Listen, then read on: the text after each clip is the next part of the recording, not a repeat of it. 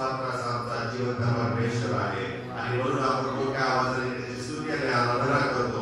ज्या वेळेला आम्ही मोठ्याने त्याचे हालेलुया म्हणतो, होसाना म्हणतो, परमेश्वराची आराधना करतो, त्या प्रत्येक वेळेला परमेश्वर आमच्या संगती असतो. तो आम्हाला सामर्थ्य देतो, तो आम्हाला शक्ती देतो आणि खरोखर त्याच्या नावाचा आमच्याद्वारे गौरव होतं. आमच्यामध्ये सगळ्या अशुद्धता निघून जाते, त्याचं सामर्थ्य आमच्यामध्ये येतं आणि म्हणून मोठ्या आवाजाने आपण त्याची स्तुती आणि आराधना केली पाहिजे. Next song on your mobile, आवाज उठाएंगे हम साल बजाएंगे.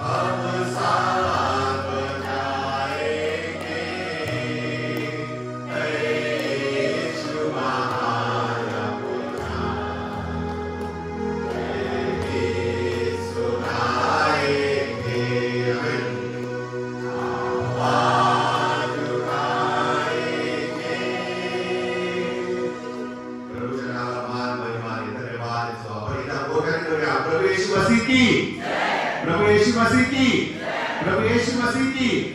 त्या परमेश्वराची, त्या येशू ख्रिस्ताची आपण आराधना करायला पाहिजे, कारण तो आराधनेस पात्र असा परमेश्वर आहे. त्याच्याजवळ आम्ही जेव्हा प्रार्थना म्हणून प्रार्थनेमुळे जीवन जगतो आणि त्याच्याकडे प्रार्थनेवर येतो, त्यावेळेला तो खरोखर आमच्या संबंधी आनंदी होतो, आमच्या गरजा पुरवतो, आम्हाला बरं नसताना तो आरोग्य देतो. असा आमचा महान परमेश्वर आहे. आणि म्हणून त्याची स्तुती आराधना आपण मोठ्या मनाने आनंदाने करायला पाहिजे. Next song on your mobile, पुढचं गाणं तुमच्या मोबाईलवर आहे, चर्चच्या ग्रुपवरती, हो तेरी स्तुती और आराधना.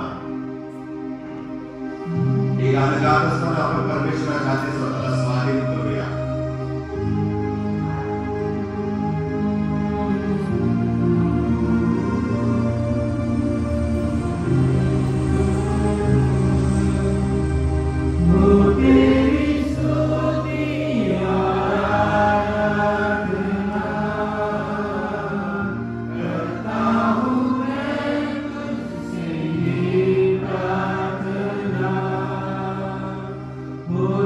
Cristo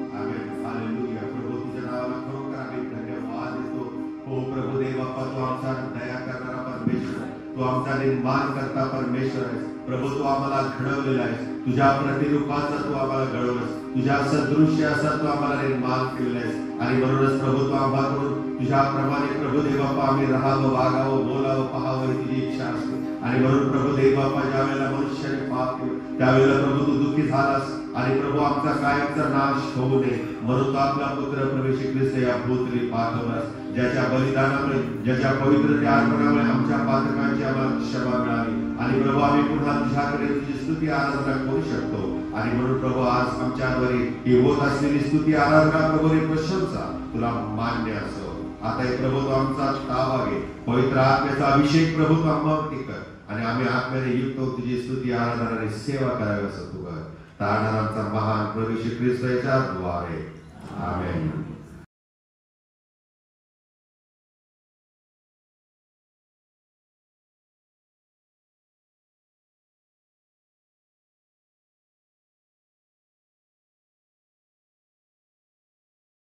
प्रभू श्री ख्रिस्त हा लोकसमुदायाकडे पाहून त्यांच्या ज्या गरजा होत्या त्या पूर्ण करत होता. मग त्या लोकसमुदायामध्ये कोणी आजारी होते, कोणी लुळे होते, पागळे होते, भुकेले होते, तहानलेले होते, गरजू होते, आजारी होते, वेगवेगळ्या आजाराने पछाडलेले होते. अशा अनेकांच्या गरजा तो पूर्ण करत होता. आणि म्हणून त्याला यावे इरे म्हणजे पुरवठा करणारा परमेश्वर असं म्हटलेलं आहे.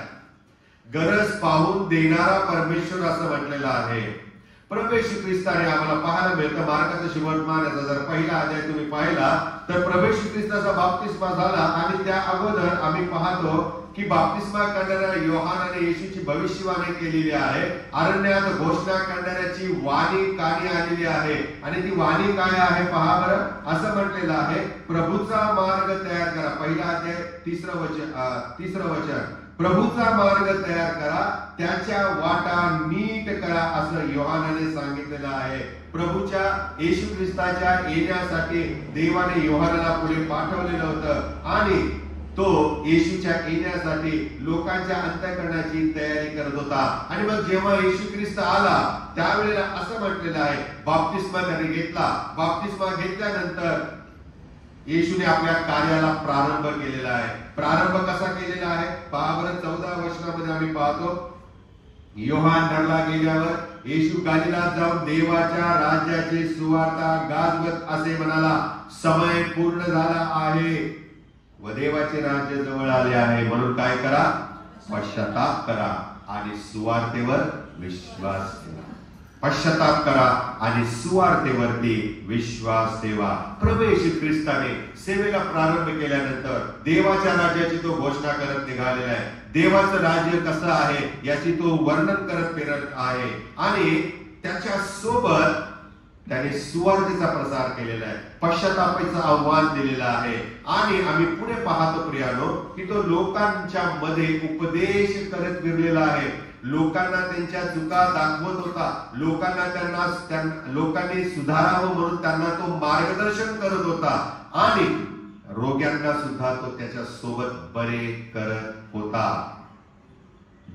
होता. म्हणजे प्रभू श्री ख्रिस्ताची सेवा ही सर्व गुण संपन्न सेवा होते.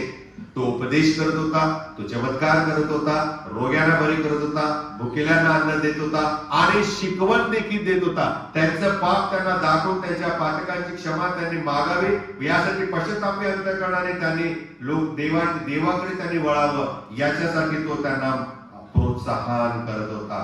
अशा प्रकारे सेवा करत येशू ख्रिस्त त्या गालील प्रांतामध्ये फिरत आहे आणि येशूने अनेकांना ही सेवा करत असताना त्याच्या मागे येण्याचे त्याचे अनुकरण करण्याचं आव्हान केलेलं आहे. जसं पाऊल म्हणाला तशा प्रकारे प्रभू येशू ख्रिस्ताने पावला अगोदर अनेक वर्ष अगोदर स्वतःचं अनुकरण करण्यासाठी शिष्य वर्गाला त्यांनी पाचारण केलेलं आहे. शिष्यांना त्याने गोळा करायला सुरुवात केली कारण त्याला माहिती होतं की काही वर्षांनी मला जायचंय, हे जग मला सोडायचंय. मला 60-70 वर्ष आयुष्य नाहीये की जे मी उपभोगणार आणि 60-70 आयुष्य वर्ष जगून मी सेवा करणार असं नव्हतं. त्याला माहिती होतं त्याच्या सेवेचा मर्यादा किती आहे, 3.5 वर्षामध्ये तो किती सेवा करू शकतो याची त्याला कल्पना होती. आणि म्हणून तो करत असलेली सेवा पृथ्वीच्या दिगंतापर्यंत पोहोचावी यासाठी त्याला शिष्य वर्गाची गरज होती, मनुष्यांची गरज होती. म्हणून त्याने शिष्यांना, लोकांना आमंत्रण द्यायला सुरुवात केलेली आहे. शिष्य होण्यासाठी त्याने आवाहन केलेलं आहे. पहा बरं, मार्काचं सुसमाचार सगळी वचनं आपल्याला वाचता येणार नाही, परंतु काही वचनं आपण जरूर वाचणार आहे आणि काहींचा संदर्भ आपण पाहणार आहे. मार्काचं सुसमाचार 1 अध्याय 16 ते 18 वचनामध्ये आम्ही पाहतो प्रभू येशू ख्रिस्ताने शिमोनाला आमंत्रण दिलेलं आहे. त्याचा भाऊ अंद्रिया आहे, त्याला आमंत्रण दिलेलं आहे आणि असं म्हटलेलं आहे की प्रभू येशू ख्रिस्ताने त्यांना पाहिलं आणि त्यांना त्याच्या मागे येण्यासाठी आव्हान केलेलं आहे. पहा बरं 17 वचनामध्ये, माझ्या मागे या म्हणजे तुम्ही मासे धरणार, माणसे धरणार. आम्ही माणसे शोधायला पाहिजे. आणि मग असं म्हटलेलं आहे, येशूने त्यांना आव्हान केल्याबरोबर ते तात्काळ जाळी सोडून त्याच्या मागे चालू लागले. येशू एकटा होता, आता त्याला 2 जण मिळाले. मग पुढे आम्ही पाहतो मार्काचं सुसमाचार 1 अध्याय 19 आणि 20 वचनामध्ये त्याला जब्दीचे पुत्र याकोब आणि योहान हे दोघे भाऊ दिसलेले आहेत आणि त्यांना पण तो काय म्हणालेला आहे, लिहिले का त्या ठिकाणी, त्याने त्यांना 20व्या वचनामध्ये त्याने त्यांना बोलाविले. कदाचित त्या ठिकाणी त्याने तोच शब्द वापरले असतील, माझ्या मागे या म्हणजे तुम्ही माणसे धरणारे व्हाल. आणि मग आम्ही पाहतो पुढे आलो की या दोघा भावांनी देखील काय केलेलं आहे, आपला बाप जब्दी याला त्याच्या चाकरांजवळ तारवात सोडलं आणि ते येशूच्या मागे गेले. एकाचे 2 झाले, 2चे 4 झाले. येशूच्या शिष्यांची संख्या वाढत चाललेली आहे. येशू आजही आम्हाला आमंत्रण देत आहे, माझी सेवा करावयास तू तयार आहेस का? येशूला आमच्यासारख्या माणसांची गरज आहे प्रियानो. आणि म्हणून यशाला त्याने दर्शन दिलं आणि म्हटलं, माझ्यासाठी कोण जाईल? आणि मग यशा काय म्हणतो, प्रभू हा मी आहे, मला पाहिजे. अशी स्वतःहून देवाच्या सेवेसाठी स्वतःला उपलब्ध करून देणारी माणसं हवेत. रिटायर्ड होईपर्यंत वाट बघू नका, कदाचित ती वेळ येणार पण नाही. आणि म्हणून जे आयुष्य, जे दिवस, जे क्षण, जे तास प्रभूने आम्हाला दिलेले आहेत, आम्हाला कामाला लागायचं आहे. घाबरू नका. जे येशू ख्रिस्ताने लोकांना न घाबरता, सत्तेला न घाबरता, बिनदिक्कतपणे, उघडपणे सेवा केलेली आहे, अशी सेवा आम्हाला करायची आहे. आणि आताचे दिवस हे तसे आहेत ज्ञानो. आमचा विश्वास कसा आहे याची आता ताऊन सुलागून परीक्षण होणार आहे. त्याला माणसांची गरज आहे. अगदी 2000 वर्षापासून तो माणसं शोधत आहे प्रियानो. आणि आज तेच वचन आमच्याकडे येतं. मत्याचं सुसमाचार आणि 28वा अध्याय 19 आणि 20 वचनामध्ये आम्ही पाहतो प्रियानो की प्रभू श्री ख्रिस्ताने या शिष्य वर्गाला पाठवलेला आहे आणि काय म्हटलेलं आहे, तुम्ही जाऊन सर्व राष्ट्रातील लोकांना शिष्य करा. सर्व राष्ट्रामध्ये जायचं आहे, लोकांना शिष्य येशूचं करायचं आहे आणि त्यांना पित्याच्या, पुत्राच्या, पवित्र आत्म्याच्या नावाने बप्तिस्मा द्या असं म्हटलेलं आहे. आणि हे सर्व जे काही मी तुम्हाला आज्ञा केले ते पाळावयास त्यांना शिकवा. ही सेवा आहे. प्रभू येशू ख्रिस्त आजही आम्हाला आमंत्रण करत आहे त्याचे शिष्य होण्यासाठी. आणि म्हणून आम्ही मोठ्या मनाने त्याच्या आव्हानाला आपण साथ दिली पाहिजे. पुढे आम्ही पाहतो मार्काचं सुसमाचार 16 अध्याय 15 ते 16 वचनामध्ये त्याने देव केलेल्या तारणाचा आनंद घेण्यासाठी प्रभू येशू ख्रिस्त आम्हाला आमंत्रण करत आहे. आम्ही पापामध्ये जगू नये, आम्ही दुःखी राहू नये, आम्ही निरोगी असावं, आम्ही आनंदी असावं, ही प्रभू येशूची इच्छा आहे. आणि म्हणून ज्या वेळेला आम्ही देवाच्या मंदिराला येतो, ज्या वेळेला आम्ही देवाच्या सानिध्यामध्ये येतो, त्या प्रत्येक वेळेला आम्ही आनंदी हृदयाने आलं पाहिजे. दुःख घेऊन कशाला यायचं? कोणाला दाखवायचं आहे? कोणाला सांगायचं आहे? त्या प्रभूकडे सारखं रडतच जायचं आहे काय? आता म्हणत या माणसाला काय कामच नाही, या बाईला तर काय कामच नाही. जेव्हा बघावं तेव्हा रडतच येते आणि जेव्हा बघावं तेव्हा मागतच राहते. ही व्यक्ती, हा बाई नाही, ही व्यक्ती. त्याच्यामध्ये दोघं येतात, स्त्री पुरुष. त्या देवाने कंटाळा असेल काय सारखं सारखं ही व्यक्ती मागते माझ्याकडे. आनंद कधी होतच नाही याच्या जीवनामध्ये, कारण माणसाचं जीवनच असं आहे प्रियानो, देईल तेवढं कमीच असतं, देईल तेवढं आम्हाला कमीच असतं. आणि म्हणून प्रभू आम्हाला जे तारण देऊ करतो ते तारणाचा आनंद उपभोगण्यासाठी आमंत्रण करतो. म्हणजे काय?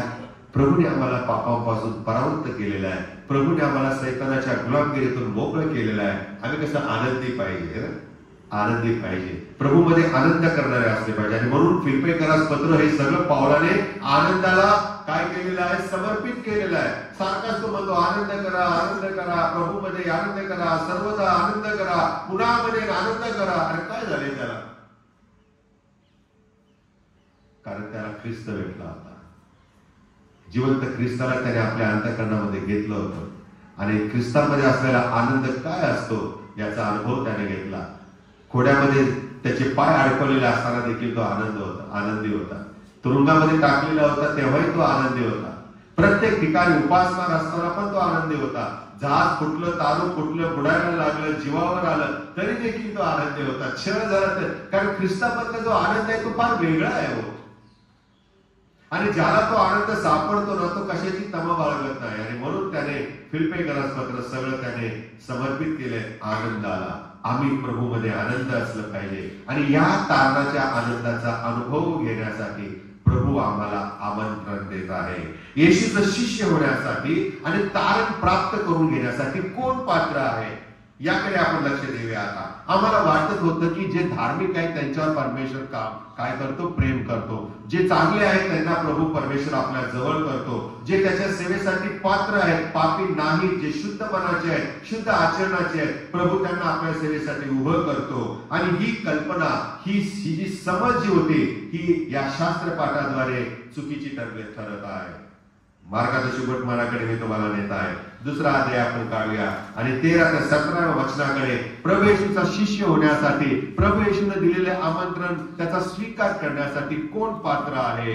प्रभू येशू ख्रिस्ताने, पहिला मुद्दा आहे, प्रभू येशू ख्रिस्ताने एका जकातदाराला आमंत्रित केलेलं आहे. कोणाला केले आमंत्रित? एका जकातदाराला. जकातदाराला येशू ख्रिस्ताने आमंत्रण केलेलं आहे. प्रभू येशू ख्रिस्त हा गालिल समुद्र किनारी उपदेश करत फिरत होता आणि नुसता तो उपदेश करत नव्हता, तो माणसांची अंतःकरण न्याहाळत होता. कोण कुठल्या कामासाठी उपयोगाचा आहे हे तो पाहत होता आणि त्यांना त्या सेवेसाठी त्याने नेमलेलं आहे. आणि म्हणून शिमोन, आंद्रिया, याकोब, योहान यांनाच प्रभूने का बोलवलं? बाकीचे जाळी साफ करत नव्हते का माणसं? तिकडे काही दोघच होते का? समुद्र किनारी अनेक होते मच्छीमार. पण या सगळ्यांच्या मधून प्रभू श्री ख्रिस्ताने यांनाच बोलवलेलं आहे, कारण त्याच्यामध्ये जे काही गुणधर्म होते प्रभूच्या सेवेसाठी ते योग्य ठरत होते आणि म्हणून त्याने त्यांना बोलावले. आता हे याकोब, पेत्र, योहान हे कसे होते, यांचं कॅरेक्टर काय होतं हे आम्हाला शास्त्रामध्ये जास्त काय आढळत नाही, परंतु ज्याचं आढळतं त्याच्याबद्दल बोलण्याचा आम्हाला उघडपणे अधिकार आहे. एका जकातदाराला प्रभू श्री ख्रिस्तानं आमंत्रण केलेलं आहे त्याचा शिष्य होण्यासाठी. त्याच्या शिष्यांच्या ग्रुपमध्ये, संघामध्ये त्याने यावं ही त्याची फार मोठी इच्छा होती. असं म्हटलेलं आहे, येशूनं लेवी अल्फीचा मुलगा जो जकातीच्या नाक्यावर बसलेला त्याला दिसला, त्याला येशूने आमंत्रण दिले. मार्काचा सुवर्तमान 2 अध्याय 14व्या वचनामध्ये लिहिलेलं आहे. आणि काय म्हणाले येशू त्याला? माझ्या मागे ये. किती शब्द आहेत? 2च शब्द. 2 शब्दांनी त्या एवढ्या मोठ्या जकातदाराच्या अंतःकरणाचा बदल झाला, पालट झाला आणि त्यांनी युटर्न जो घेतला तो कायमचा घेतला. फक्त 2 शब्द. काय मोठं थिसिस द्यायची गरज नाही. देवाच्या वचनाची सेवा कुणाला करायची मी सांगितलं. अनेकांनी मला बुधवार गुरुवारची नावं दिली. अजूनही जर कोणाला प्रभूचा आत्मा सुचवत असेल 7 शब्दांपैकी कुठल्या शब्दावर बोलायचं तर सध्या आहे. परमेश्वराच्या वचनाची सेवा करणं फार महत्वाचं आहे. आणि या ठिकाणी आम्हाला पाहायला मिळतं की प्रभू येशू ख्रिस्ताने फक्त 2च शब्द बोललेले आहेत, माझ्या मागे ये. आणि जकातदार उठला ताबडतोब. आपल्या भाषेत ताडकन है ना, ताडकन तो उठला आणि त्याच्या मागे गेला. आता उठला म्हटल्यानंतर पैशाचं काय केलं त्याने माहिती नाही, रिपोर्टिंग कसं केलं माहिती नाही, परंतु त्याने येशूची आज्ञा पाळली. आणि त्याचं नाव काय होतं माहितीये का प्रियानो? अल्फीचा पुत्र लेवी, आता त्याला लेवी हे नाव मार्काने दिलेलं आहे, परंतु मत्ते त्याचं नाव लिहितो वेगळ्या धर्तीने. पहा बरं, मत्त्याचे सुवर्तमान 9वा अध्याय आणि 9व्या वचनामध्ये असं म्हटलेलं आहे की येशू ख्रिस्ताने पाहिलं जात असताना अल्फीचा पुत्र लेवी, कंसात लिहिलंय मत्तय. काय लिहिलेलं आहे? मत्तय. ह्या जकाताराचं नाव आहे मत्तय आणि ह्या मत्तयाला परमेश्वर असं म्हणतो माझ्या मागे ये, कारण तो जकातार होता. योग्य व्यक्ती अयोग्य ठिकाणी बसलेली होती. योग्य व्यक्ती अयोग्य ठिकाणी बसली होती. आम्ही चांगले आहोत आणि म्हणून आम्ही अयोग्य ठिकाणी जेव्हा बसतो त्यावेळेला प्रभू आम्हाला अशा प्रकारे आमंत्रण देत असतो. आता हा मत्तई जो होता तो जकातदार होता आणि पूर्वीच्या काळी हे काम सहसा कोणी घेत नसे, कारण हे जे पद होतं किंवा ही जी जबाबदारी होती ही वाईट होती, ती निंदात्मक होती. त्या ठिकाणी बसून काम करणारा किती प्रामाणिक असला तरी तो अप्रामाणिक आहे, अविश्वास आहे, वाईट आहे, पापी आहे, अशा दृष्टिकोनातून त्या पदाकडे आणि त्या नोकरीकडे लोक पाहत होते. लुकाचं सुवर्तमान 5वा अध्याय 27व्या वचनामध्ये आम्हाला ही गोष्ट आढळते. जकातदार म्हटला म्हणजे त्या काळामध्ये देशद्रोही समजलं जात असे. काय समजलं जात असे? देशद्रोही समजलं. इतकं त्याच्याकडे वाईट दृष्टिकोनातून पाहत असत, कारण यहुदी लोक हे रोमन सरकारच्या खात्यामध्ये नोकरी करत होते आणि त्यामुळे यहुदी लोक हे जे नोकरी करत होते त्यांना या दृष्टिकोनातून लोक पाहत होते. जकातदार म्हणजे खंडणी गोळा करणारा म्हणून ओळखला जात असे. वाजवीपेक्षा जास्त पैसे किंवा जास्त कर आकारणारे, अशा प्रकारे त्यांची ओळख होती आणि म्हणून त्या जकातदारांना त्या काळामध्ये पापी मानलं जात होतं. लुकाचं सुवर्तमान काळामध्ये कुठेतरी 15वा अध्याय आणि 1 ते 2 कुठेतरी मोठ्याने वाचा. लुकाचं सुवर्तमान 15वा अध्याय 1 ते 2. सर्व जकातदार व पापी त्याच्या एका वेळात त्याच्याजवळ येत होते, तेव्हा फरीसी व शास्त्री असे कुरकुर करू लागले की हा पापांना जवळ करून त्यांच्याबरोबर जेवतो. किती वचन स्पष्ट आहे. सर्व जकातदार प्रभू येशूचे शिक्षण ऐकण्यासाठी जमा होत असत. म्हणजे नुसता मत्तयच नव्हता तर सर्व लोक त्याच्याबरोबर जमा होत असत. आणि अशा प्रकारे तरीही येशू ख्रिस्ताने शिष्य होण्यासाठी जकातदाराला आमंत्रण दिलेलं आहे, जो जगाच्या दृष्टिकोनातून पापी, खंडणी गोळा करणारा आणि देशद्रोही होता. त्याला देवाने शिष्यांच्या कळपामध्ये येण्याचं आमंत्रण दिलं. त्याची लॉटरीच लागली, कारण कितीतरी उपास तापास केले असते तरी त्याला मिळालं नसतं येशूचं शिष्य व्हायला. परंतु समोर साक्षात येशू स्वतः उभा राहिलेला पाहिल्यावर आणि माझ्या मागे म्हटल्यावरती ही फ्री इन्व्हिटेशन मिळाल्यानंतर तो लगेच तयार झाला आणि प्रभूच्या मागे गेलेला आहे. किती सुंदर आहे. 2च शब्द, त्या 2 शब्दाने त्याचं जीवन बदलून गेलेलं आहे. येशू ख्रिस्त त्याचे शिष्य होण्यासाठी अशा लोकांना सुद्धा बोलावतो. डाकू सुकांना म्हणून नावाचं एक पुस्तक आहे, फार जुनं पुस्तक आहे, माहिती नाही तुमच्याकडे कोणाकडे आहे की नाही. तो कशा प्रकारे गुंडगिरी करायचा, कशा प्रकारे तो लोकांना छळायचा, कशा प्रकारे लोकांना तो लुटायचा. पण एक दिवशी जेव्हा ख्रिस्ताशी त्याची भेट झाली त्यावेळेला त्याचं जीवन कसं बदललेलं आहे. पण तरी लोक त्याच्याकडे डाकू म्हणूनच बघत होते. संत पावलाचा पण जेव्हा बदल झाला, शाऊलाचा पाऊल झाला दिमिश्कच्या रोडवरती, आणि ज्या वेळेला तो सुवार्ता सांगायला लागला लोक घाबरायला लागले, कारण सुवार्त्याच्या मागे याचा दुसरा काहीतरी हिडन अजेंडा तर नाही. लोक घाबरतात आणि लोक पूर्वीच्या आमच्या त्या व्यवसायाच्या द्वारे किंवा कशा जे काय आम्ही करत असतो वाईट, त्याच दृष्टिकोनातून आम्हाकडे पाहतात. हा माणसाचा स्वभाव आहे आणि म्हणून देवा नेहमी सांगतो मागे जे केलेलं आहे ते विसरून जा, मी तुमच्यासाठी नवीन गोष्ट करत आहे. आणि या ठिकाणी प्रभू येशू ख्रिस्ताने त्या मत्त्याला जकातदाराला सांगितलं माझ्या मागे, आणि त्याने सर्व सोडले आणि तो येशूच्या मागे गेलेला आहे. यावरून काय शिकायला मिळतं प्रियानो? प्रभू येशू ख्रिस्ताच्या मागे येण्यासाठी लायक असणे किंवा पात्र असण्याची गरज नाही. आम्ही ज्या स्थितीमध्ये आहोत, ज्या स्वभावाची आहोत, ज्या पापामध्ये आहोत ज्या अवस्थेमध्ये आहोत त्याच अवस्थेमध्ये प्रभू येशू ख्रिस्त आम्हाला आव्हान देतो. आणि माझ्या मागे याचा अर्थ असा आहे की तू जे करतो ते सोड आणि माझ्या मागे.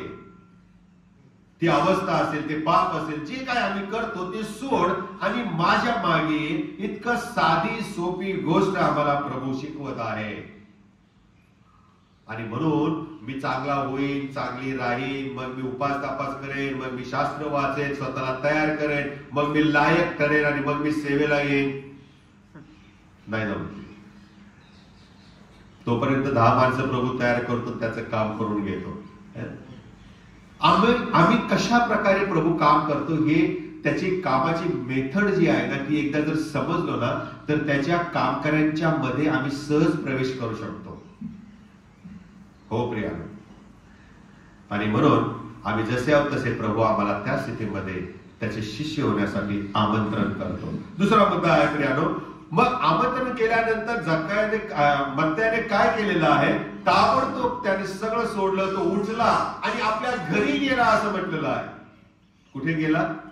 घरी गेलेला आहे. मत्त्याने येशूला आपल्या घरामध्ये मेजवानी दिली. पहा 15 वचन, मार्काचं सुवर्तमान 2 अध्याय 15 वचनामध्ये लिहिलेलं आहे. नंतर असे झाले की तो त्याच्या घरी जेवायला बसला आणि बहुत जकातदार आणि पापी लोक येशू आणि त्याचे शिष्य यांच्या पंक्तीस जेवावयास बसले, कारण ते पुष्कळ त्याचे अनुयायी होते.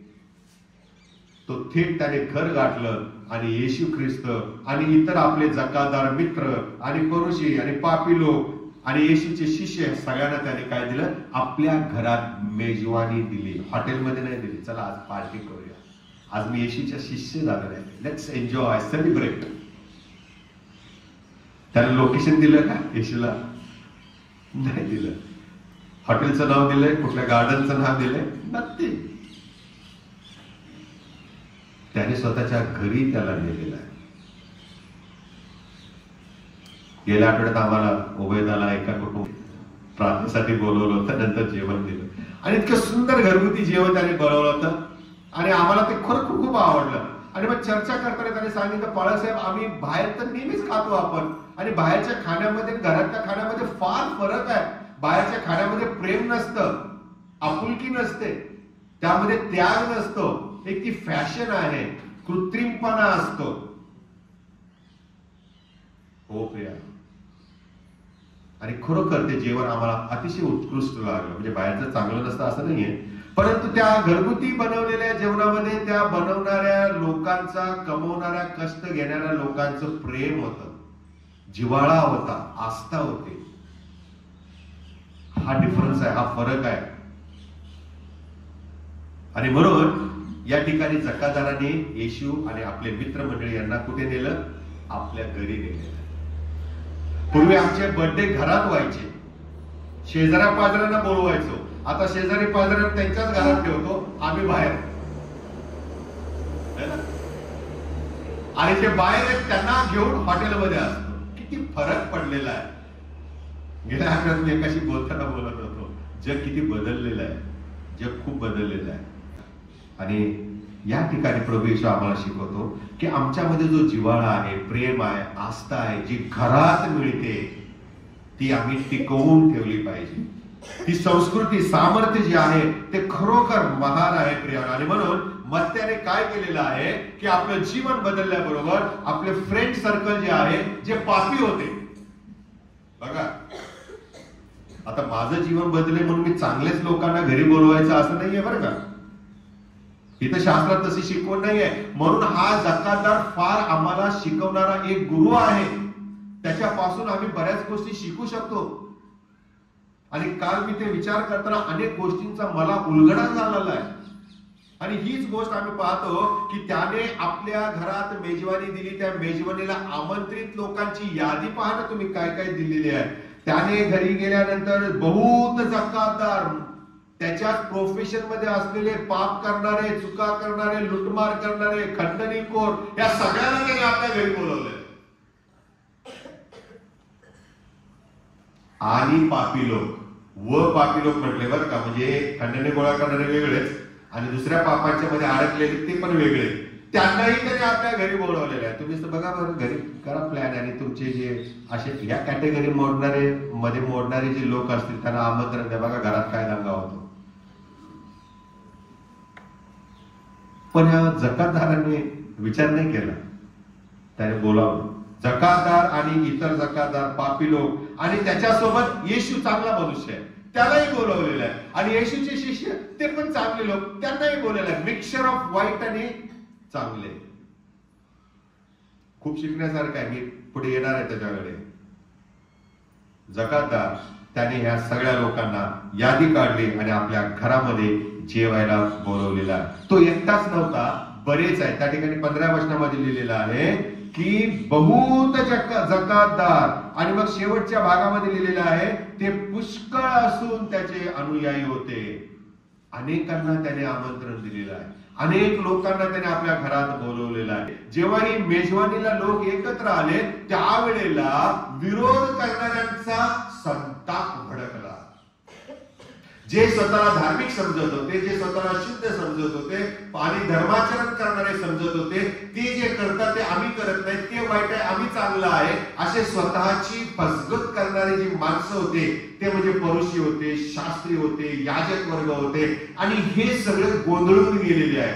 हे कसं काय झालं, हे कसं शक्य झालेलं आहे. मार्काचा सुवर्तमान 2 अध्याय 16 वचनामध्ये पहा. तेव्हा पुरुषातील शास्त्री यांनी येशू ख्रिस्ताला जकातदार आणि पापी लोक यांच्या बरोबर जेवताना पाहून त्याच्या शिष्यांना म्हटले, हा जकातदार आणि पापी लोक यांच्या बरोबर का जेवतो? समजा येशूने म्हटलं असतं तुम्ही कोण सांगणार? समजा येशू ख्रिस्ताने त्यांना त्यांच्याच भाषेत उत्तर दिलं असं, हू आर यू? मी कोणाबरोबर बसायचं कोणाबरोबर जेवायचं माझा प्रश्न आहे, तुम्ही कोण सांगणार आहे? पण माणसं दुसऱ्या माणसाला ग्रांटेड धरतात. हे इथं पाहायला मिळतं आणि हे चूक आहे. आम्ही इतरांच्या जीवनाबाबत, इतरांच्या वागण्याबाबत प्रश्न करतो, हू आर यू? प्रत्येकाला निर्णय घेण्याचा, जगण्याचा पूर्ण अधिकार आहे. आणि म्हणून प्रभू येशू ख्रिस्ताच्या विरोधामध्ये, त्याच्या शिष्यांच्या विरोधामध्ये, जकातदाराच्या पण विरोधामध्ये या चांगल्या लोकांनी, चांगले नव्हते ते म्हणा, शास्त्री पुरुषांचे गुणधर्म तुम्ही जर हिस्ट्रीमध्ये वाचले तर तुम्हाला आपल्याला हे काय दुधल्या तांदळासारखे नव्हते, पण स्वतःला तसे समजत होते आणि इतरांना पाण्यात पाहत होते. आणि म्हणून त्यांची अंतःकरणं पाहिल्यावरती धोंडमार करायला त्या व्यभिचारी स्त्रीला आल्यावर प्रभू श्री ख्रिस्ताने काय केलं? जमिनीवर लिहायला सुरुवात केलं. दगड तिथेच टाकले आणि परत घरी गेले.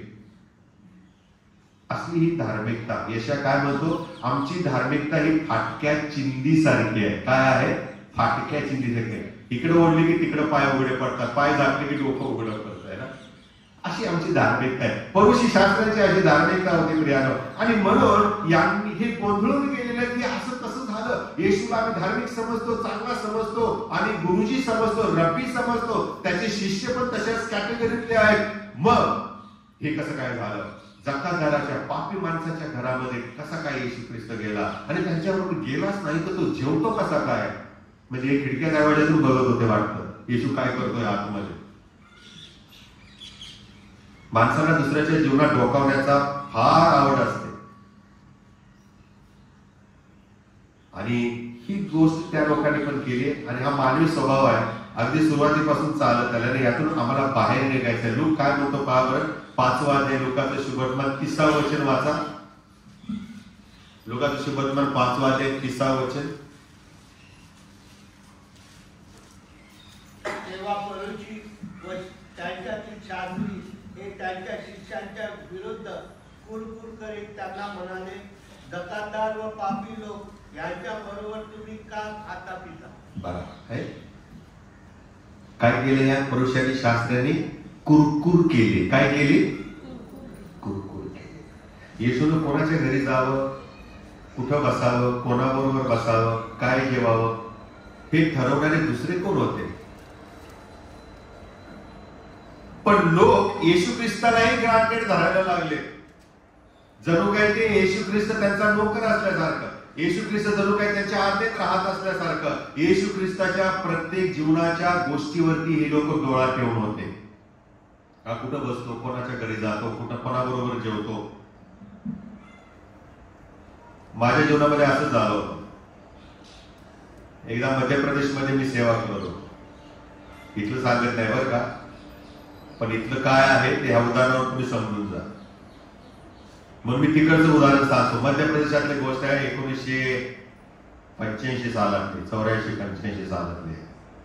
तिकडे सेवा करत असताना एक मिशन होतं. त्या मिशनच्या द्वारे मी सेवा करत होतो, पालखी सेवा करत होतो. आणि मग झालं काय माहिती का, की हे मिशन कंपाऊंड मेंटॅलिटी असते ना, की आम्ही आमचेच आणि आमचेच राहिले पाहिजे, बाहेरचा माणूस आत यायला नाहीच पाहिजे. तो कोणी असो, कसाही असो, चांगला असो, वाईट असो. मग आम्ही त्या ठिकाणी आता त्यावेळेस, आता 85 सालामध्ये बघा, म्हणजे मी किती यंग होतो त्यावेळेला, आणि तारुण्यामध्ये असल्या कारणाने मग बाहेरचे तरुण मुलं मला भेटले. आणि मग आम्ही कॉन्फरन्स ठेवायचा प्रयत्न केला जबलपूरमध्ये, त्या मध्य प्रदेश बस्तर डिस्ट्रिक्ट मध्ये. आणि आमची सेवा वाढायला लागली. त्या कंपाऊंडच्या बाहेर, हे कंपाऊंड मध्ये लोकांना आवडेल असं झालं. पास्टर साहब, तुम उसका घर में नहीं जाने का. अरे म्हटलं काय प्रकार आहे, नाही तुम उनको मिलने का नहीं. म्हटलं हे मी सेवा करायला आलो, तुम्ही काय सांगता मला याला भेटू नको, याच्या घरी जाऊ नको, तिकडे जाऊ नको.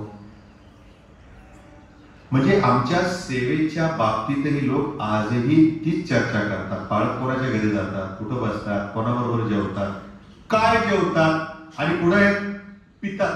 म्हणजे तिथे लिहिले येशूच्या बद्दल तसंच म्हटलंय, काय खातो आणि पितो. कठीण आहे सेवा, आहे ना, कठीण आहे. पण प्रभू तरी चालवतो.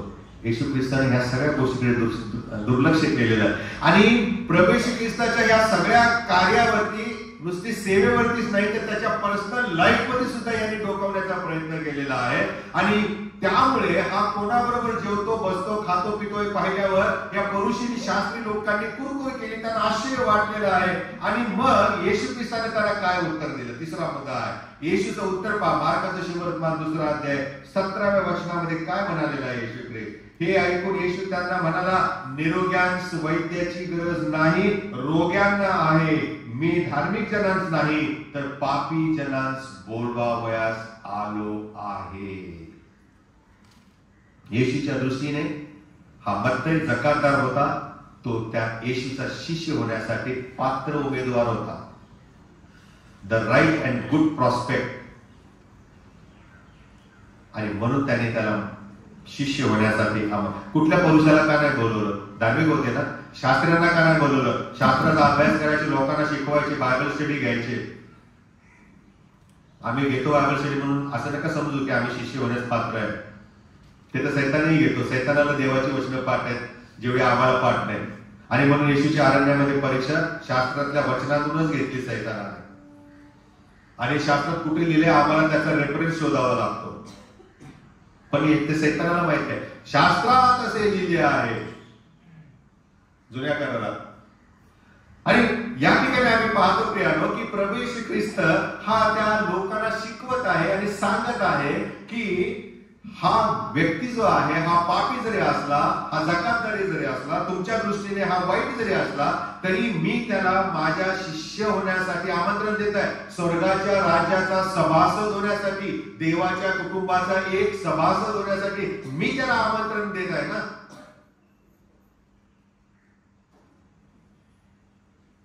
त्याचा अधिकार मला आहे. काय शिकवतो प्रभू येशू यामधून? येशू ख्रिस्त पाप्यांना पश्चाताप करण्यासाठी बोलावण्यास उत्सुक आहे. आम्ही जेव्हा पश्चाताप अंतःकरणाने प्रभूकडे येतो तेव्हा प्रभूला आनंद होतो. आणि म्हणून असं म्हटलेलं आहे लुकाचं शुभवर्तमान 19 अध्याय 10व्या वचनामध्ये प्रभू श्री ख्रिस्त स्वतः असं म्हणाला, मनुष्याचा पुत्र हरवलेला शोधावयास आणि तारावयास. Those who are lost, Jesus Christ came to save them. आणि त्यामुळे पापाखाली दबलेल्यांना आशा मिळाली. जे तारण पाहूनही, जे बाप्तिस्मा घेऊनही, जे प्रभू भोजन घेऊनही, जे सेवा करत असताना देखील ज्यांच्या हातून पाप घडतं त्यांचा कायमचा नाश होऊ नये म्हणून प्रभू श्री ख्रिस्त आमच्यावर दया करतो, आम्हाला तो आरोग्य देतो. शारीरिक म्हणजे या जगातील वातावरणामुळे, बॅक्टेरियामुळे, विषाणूंच्यामुळे आम्ही आजारी पडतो. आत्मिक आरोग्य म्हणजे ज्या पापांच्यामुळे आमचा आत्मा, आमचं जे आतला मनुष्य आहे तो जेव्हा खजीर होतो किंवा त्याला जेव्हा खेद होतो, ते आजारी पडतो, त्यावेळेला त्याच्यावरती देखील आम्हाला आरोग्य देणारा आमचा येशू ख्रिस्त आहे. पुढे आम्ही पाहतो प्रियानो, पुढचा मुद्दा फार महत्वाचा आहे की मित्र हे फार मोलाचे असतात. मित्र हे फार मोलाचे असतात. आणि मत्तय याने वैयक्तिक सुवार्थेचे एक उत्तम उदाहरण आपल्या समोर उभं केलेलं आहे. आम्ही सेवा कशी करायची, आम्ही सुवार्थेचा प्रसार कसा करायचा याचं सुंदर उदाहरण म्हणजे हा लेवी आहे, हा जकातदार आहे. त्याने काय केलं, आपल्या घरी लोकांना, मित्रांना, पापी लोकांना, चांगल्या माणसांना सगळ्यांना बोलवलेलं आहे यासाठी की त्यांच्या कानावरती येशूची शिकवण जावी. त्यांना देवाच्या वचनाने काय फरक माझ्या जीवनामध्ये पडलेला आहे याचा अनुभव यावा म्हणून त्याने आपसुकच काय केलेलं आहे, आपल्या मित्रमंडळीला बोलावलेलं आहे. आपल्या मित्रमंडळीला नुसतंच बोलावलं नाही तर जेवणाचं आमंत्रण. प्रभू येशू ख्रिस्त आम्हाला अशा प्रकारे आमंत्रण करत आहे आणि ह्या जकातदाराने मित्रांना आपल्या घरी बोलावलेलं आहे. याच्या मागे त्याचा हा पण एक हेतू असावा की जसा मी येशूचा शिष्य झालो, जसं माझं जीवन बदललेलं आहे तसंच यांचंही जीवन बदलावं. हा माणूस पापी असून हा घाबरला नाही, कारण त्याला माहिती होतं मला जिवंत तारणारा देव सापडलेला आहे. Let my friends also be win for Christ. त्यांचा पण जीवनाचा नाश होऊ नये आणि म्हणून त्याला ती एक ओझ होतं. आणि म्हणून येशूने त्याला आमंत्रण दिलं. माझ्या मागे तो उठला आणि आपल्या घरी गेला. याच्यामध्ये काही काळ गेलेले आहे. त्याने जेवणाची ऑर्डर दिली असेल किंवा बायको माहित नाही त्याची होती का नाही, त्याने माहिती नाही कसं किती वेळ गेलेला आहे, मध्ये किती तास गेले, घरी लगेच जेवणाची तयारी केलेली आहे, आमंत्रण पाठवलेले आहे, काहीतरी वेळ केला असेल नाही का. आणि त्याने आपल्या मित्रवर्गाला बोलवलेला आहे. येशूकडून उपदेश ऐकून घेण्याची संधी त्याने आपल्या मित्रमंडळीला दिली. आणि म्हणून आम्ही इतरांना देखील सामील केलं पाहिजे. इतरांना पण आपण जवळ केलं पाहिजे जे पापी आहेत, जे दुर्लक्षित आहेत.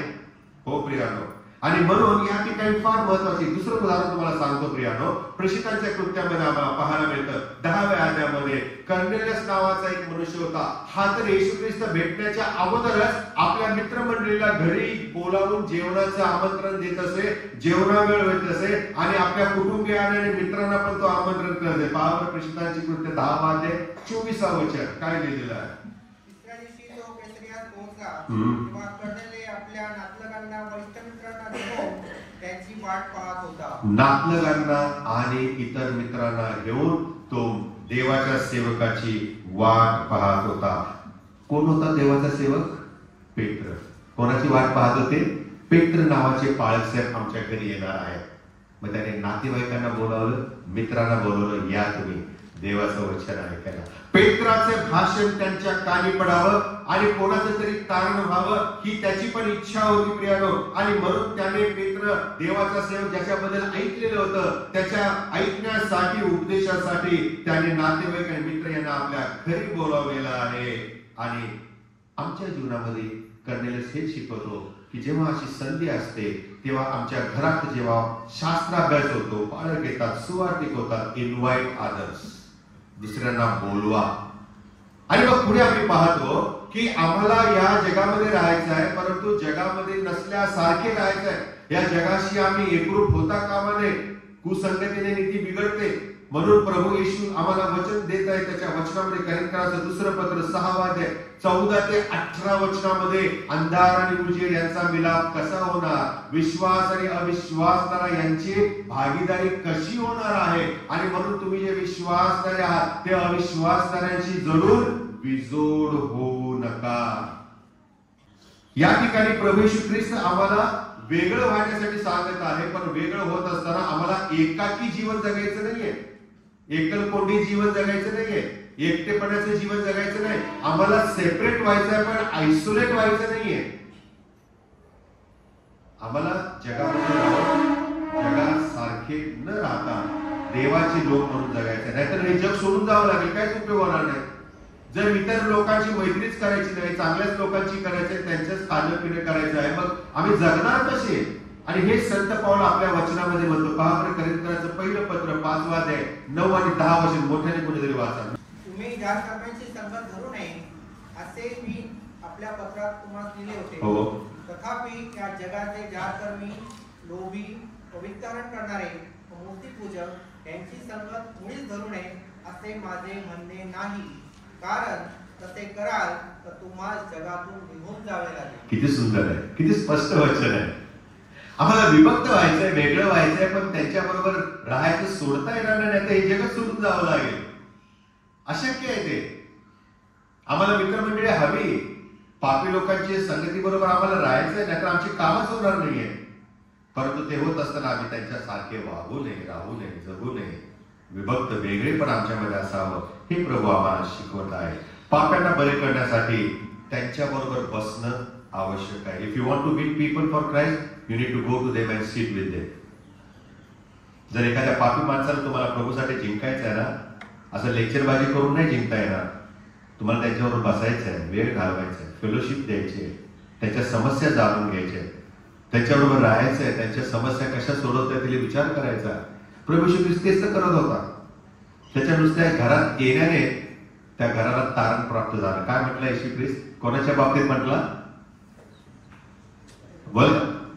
जक्कय. तो पण एक जण खाणार होता.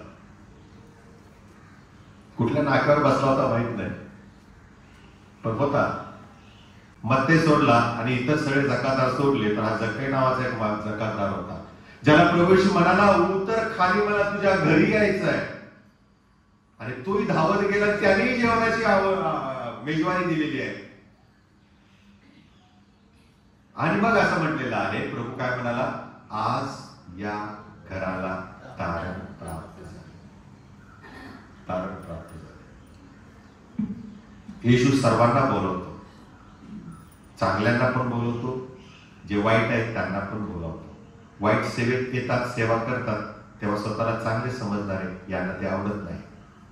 आणि मग दोघांच्या मध्ये मतभेद होतात, भेदभाव होतात, तंटे होतात, अफवा पसरवल्या जातात, टोमणेबाजी होते. हे सगळे सैतानिक प्रकार होत असतात. आणि यापासून आपण स्वतःला सांभाळावं ही प्रभूची इच्छा आहे. आणि म्हणून आजचा उपदेश फार, आजचा शास्त्रपाठ पण फार चांगला आहे.